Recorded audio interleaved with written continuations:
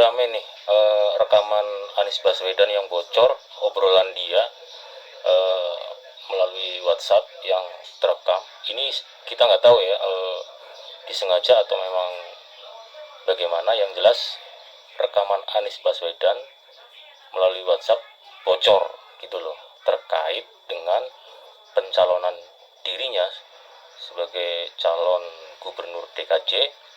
Ini rame di media sosial, yang intinya adalah Anies Baswedan ini memang keinginannya kuat sekali untuk bisa maju di Pilgub DKJ.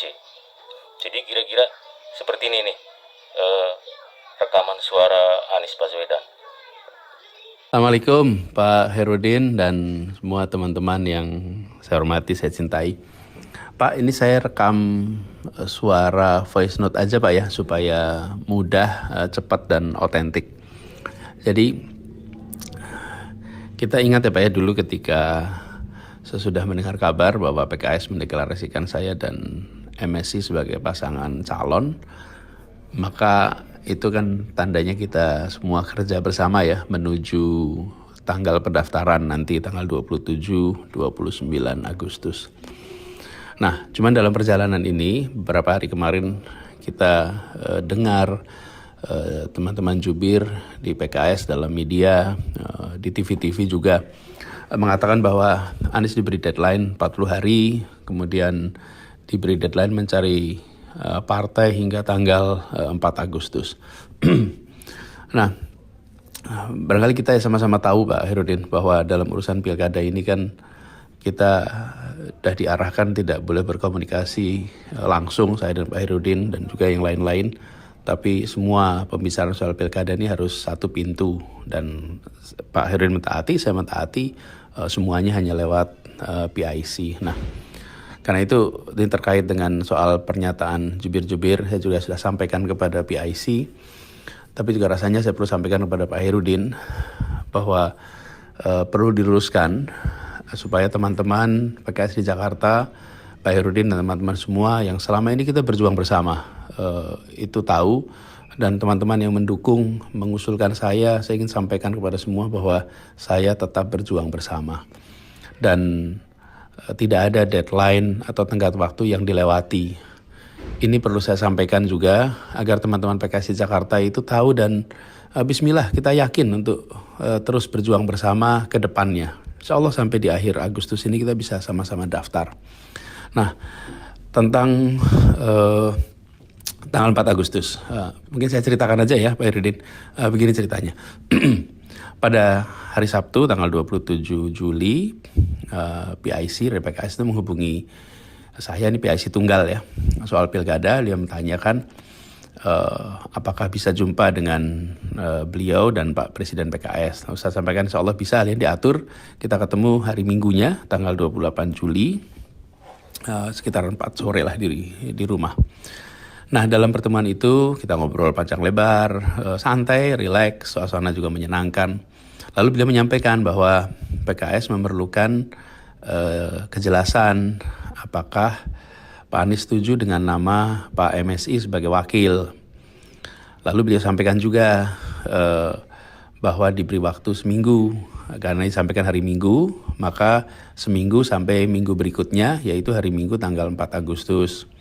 Kenapa tanggal 4? Nah, disampaikan karena tanggal 7 rencananya akan ada rapat DPTP untuk memastikan bahwa pasangan aman ini sudah aman gitu. Jadi pasangan aman ini akan ditetapkan. Nah, saya memang merasa perlu untuk ngobrol dan diskusi dengan Pak MSI, karena sesudah pengumuman kami belum sempat ngobrol bareng. Saya waktu itu sedang tidak di Indonesia. Jadi setelah saya pulang dari Indonesia, belum sempat juga langsung ketemu karena saya dirawat.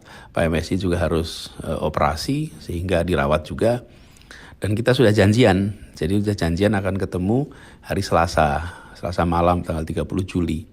Jadi waktu ketemu Pak Presiden dengan utusan khusus soal pilkada, itu hari Minggu ya, 28, 2 hari kemudian kami jumpa. Nah, hari Selasa malam itu ngobrol agak panjang. hampir 3 jam dengan Pak MSI ngobrol macam-macam yang kita diskusikan, soal Jakarta, soal gubernur, wakil gubernur dan lain-lain. Waktu itu beliau diantar oleh Mas Holid. Nah, setelah ngobrol itu, besoknya saya langsung menghubungi PIC Pilkada yang selama ini tugasi, karena memang harus pintu komunikasi satu. Saya sampaikan bahwa kalau bisa ingin ketemu Pak Presiden hari itu juga.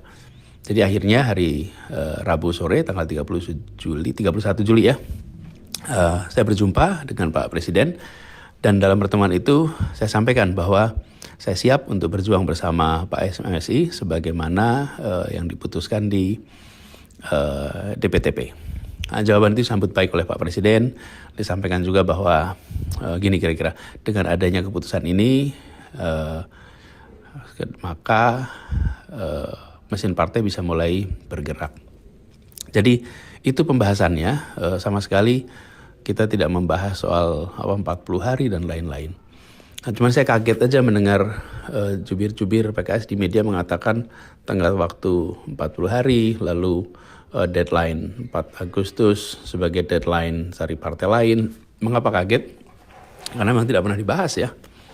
Dan setahu saya memang tidak pernah ada deadline soal SK dari partai lain.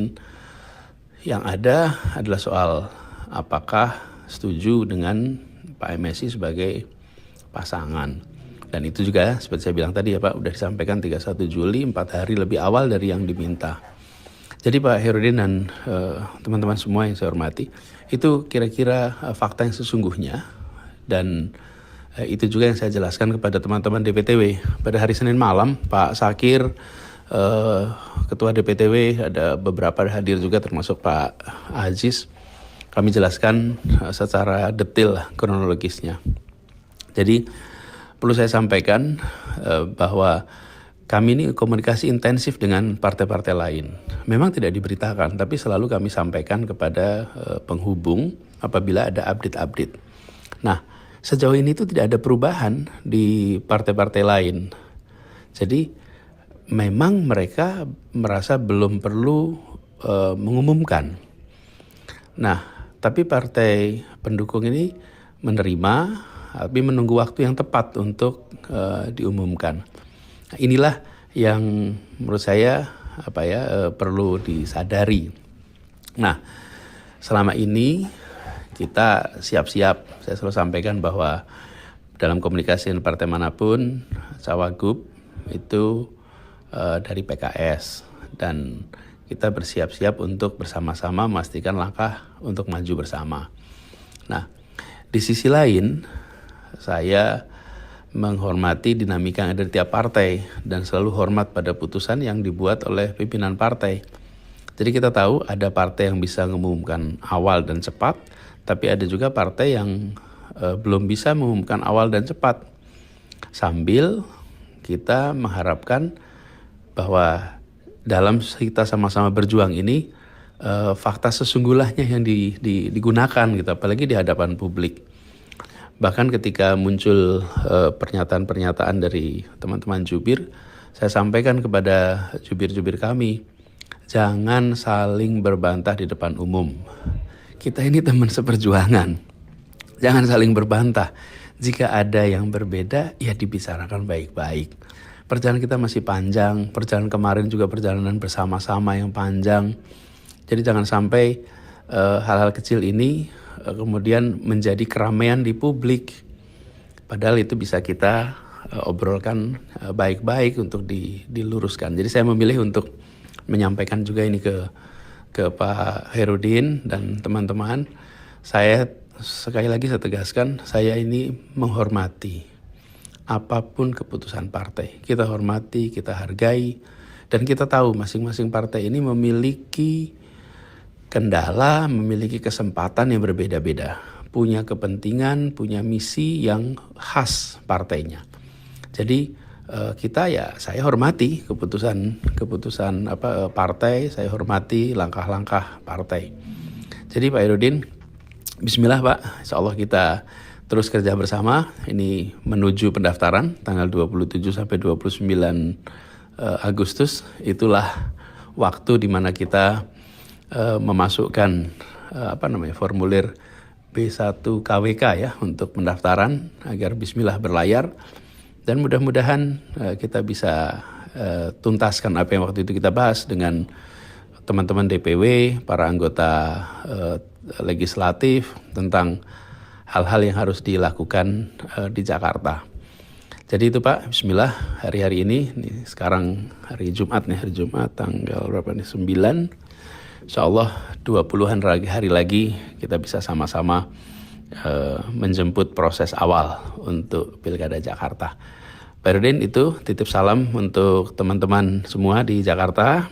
Salam takzim dan nanti kita jumpa pada waktu yang berikutnya ya. Terima kasih. Assalamualaikum warahmatullahi wabarakatuh.